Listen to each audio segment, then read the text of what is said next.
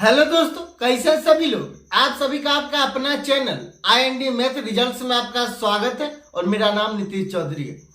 हम लोग time and work का टैप नंबर 10 तक पढ़ चुके हैं। ये टैप नंबर 11वां और आज हम लोग MDH कॉन्सेप्ट पढ़ेंगे। पहले फिर सवाल करेंगे। चलिए हम लोग MDH कॉन्सेप्ट देखते हैं।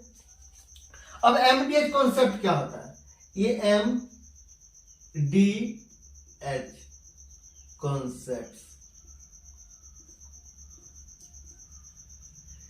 जैसे MDH कॉन्सेप्ट होता है M1 H1 D1 बट्टा W1 बराबर M2 D2 H2 बट्टा W2। ये MDH कॉन्सेप्ट होता है। ये MDH कॉन्सेप्ट होता है। अब M1 और M2, M1 ये M1 और M2 ये मैन और वुमेन को दर्शाता है। मैन और वुमेन को दर्शाता है, मतलब आदमी और औरत को दर्शाता है। अब H1 और H2 क्या करता है?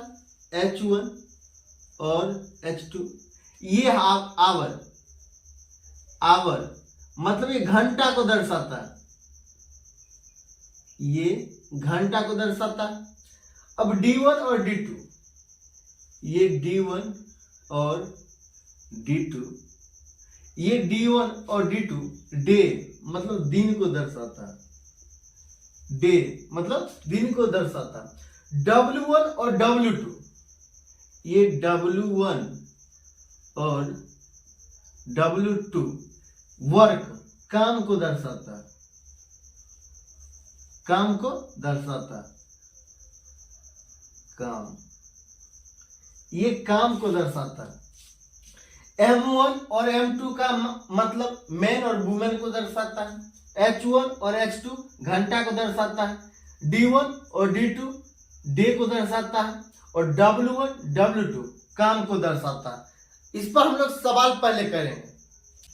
चलिए हम लोग सवाल देखते हैं। सवाल कहता है 14 आदमी एक काम को 15 दिनों में कर सकते हैं।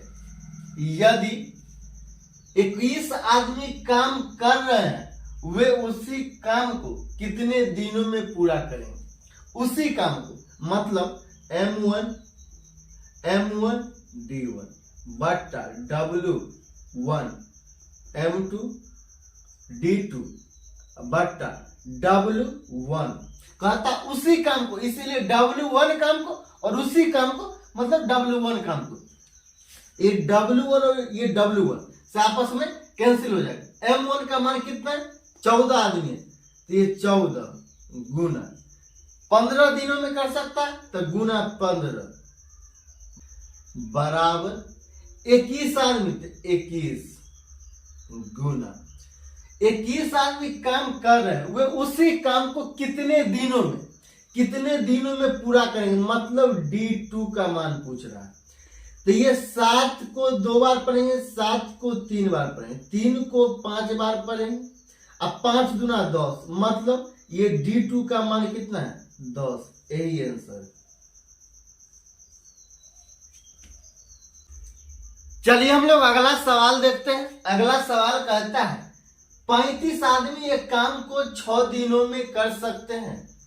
यदि 7 आदमी काम कर रहे हैं, तो आधा हिस्सा कितने दिनों में पूरा करेंगे? मतलब ये 35 आदमी एक काम को 6 दिनों में कर सकते हैं। यदि 7 आदमी काम कर रहे हैं, तो मतलब ये W1 कार्य है। ये W1 कार्य है। अगर 7 आदमी काम कर रहे हैं, तो आधा हिस्सा मतलब पहले था W1 का, उसका W1 का आधा, ये W1 बट्टा 2 आधा हिस्सा काम, तो आधा हिस्सा कितने दिनों में पूरा करें, मतलब ये D2 का मान पूछ रहा है। तो ये W1 और ये W1 कैंसिल हो जाएगा। अब ये ऊपर में पलट कर चल जाएगा, तो ये गुना में, ये D2 का गुना में 2 हो जाएगा। ये 35 गुना 6 बराबर 7 और गुना एगो कॉन्सेप्ट देखिए, ये 5/3 और बट्टा 3 और बट्टा 2 हो जाएगा। ये ऐसे है तो ये ऊपर में चल जाएगा, ये ऊपर में चल जाएगा 5 गुना 2 और बट्टा 3 गुना 3।